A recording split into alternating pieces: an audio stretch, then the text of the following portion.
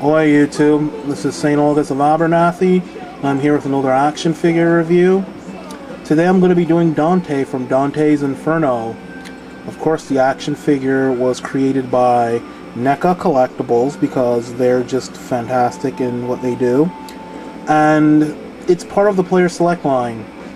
Now, this particular figure was offered as a pre-order figure for the Dante's Inferno game. You know, that was on multi-platforms. I actually got this figure from a YouTube user and a personal friend of mine, Duffman Mike. Thank you very, very much for scoring me this figure. It's fantastic. I'm not 100% familiar with the game itself because, like I said before in most of my video game reviews, this is post my Xbox breaking down, so I didn't even get to play the demo. It's also an ex-lover of mine's favorite story as well. She was all about Dante's Inferno, has multiple quotes tattooed on her body. But my love of Dante's Inferno really came from her. Even though I really enjoyed it in high school, it was one of my favorites. So now that I've given a little backstory on it, well, not much of any backstory, I'm going to get into the figure itself. The sculpt of the figure is fantastic.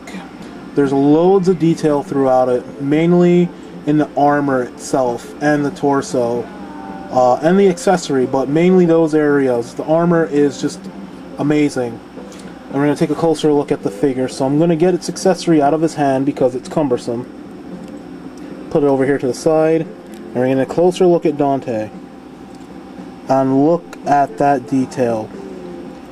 Look at the smile lines and the scars and the gruff and the grit all over his face.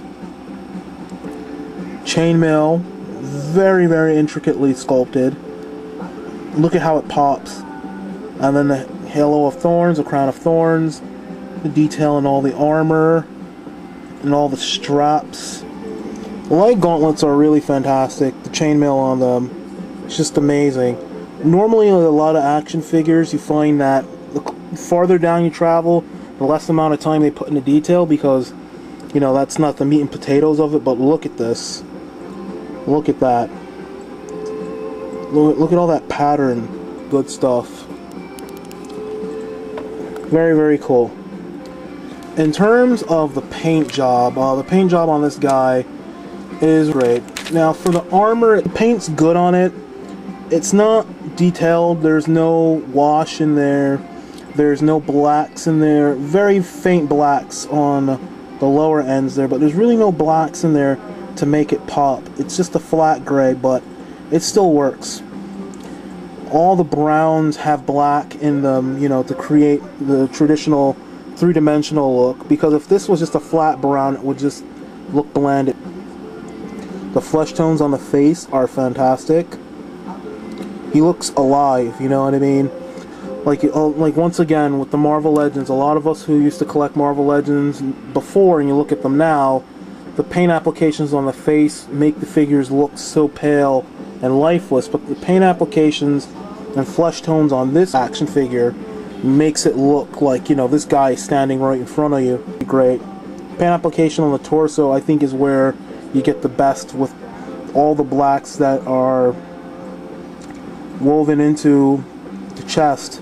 And one thing I'm picking up now on camera that I wasn't picking up before, there are images within his chest area that I couldn't see with the naked eye. It's, yeah, flesh tones, really great. Also, all the red on him has black mixed in as well. All the dark browns have black, like I said before.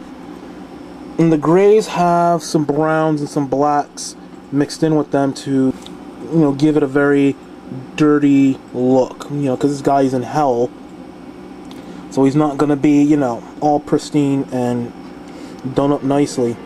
My one complaint is that in the legs, there's no paint detailing in the gray portion of the leg. It's just a flat gray and that's it. And the paint application on the brown straps on the legs aren't as detailed as here. Look at how detailed that is. And here, it's, you know, it's detailed, but it's bare minimum detail. You know, it's not the greatest, as opposed to, look at the browns here. They look fantastic. The browns here, okay. Browns here, fantastic. But yeah, in terms of paint, very, very good. The chainmail has a lot of black in it, very nicely done. And you could kind of get a ball jointed movement, but his chainmail hood sort of impugns on it a little bit. Then you have shoulder joints, but once again the armor here restricts what you can do, but you can get it to go around 360 degrees because the armor on this guy is very, very soft plastic, so you can get him in some poses. The elbow rotates 360 degrees, and then hinge like that. Wrist turns, it goes up and in like that. There is waist articulation, chest articulation. The legs go out like this. Legs go back and forward like that.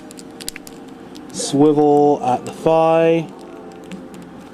The knees go around 360 and they bend, but not that much. Then the foot goes up, back, rotates around.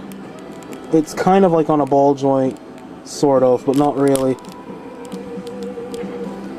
And yeah, he comes with a cross that is strapped into his side, and you would just remove the straps, pull out the cross, and he can hold it in his free hand. I would do that right now, but it takes forever to do, and I'm working with time here. His other accessory, is a bone sickle. Now, the head of the bone sickle, the top of the bone sickle, actually pulls apart, so you can have this here. And look at the detailing on that. Look at that skull face, that's sick. Kudos to the people over at NECA. Fantastic job. One thing I was surprised about was the staff itself. It's made of pipe cleaner material, so you can get it to twist like this. You know what I mean? It's like, wow, look at that. And the detailing in this is fantastic as well. You can manipulate it. Very, very pliable. Look at that. And I'm not a big fan of the bone scythe connecting with the head. The head and this doesn't really stay on that well. You'll find it popping off a whole lot. So what I like to do is I like to just take this guy, and there's a place on Dante's back where you can just, you know, stick it back there so it's out of the way, and then, you know, kind of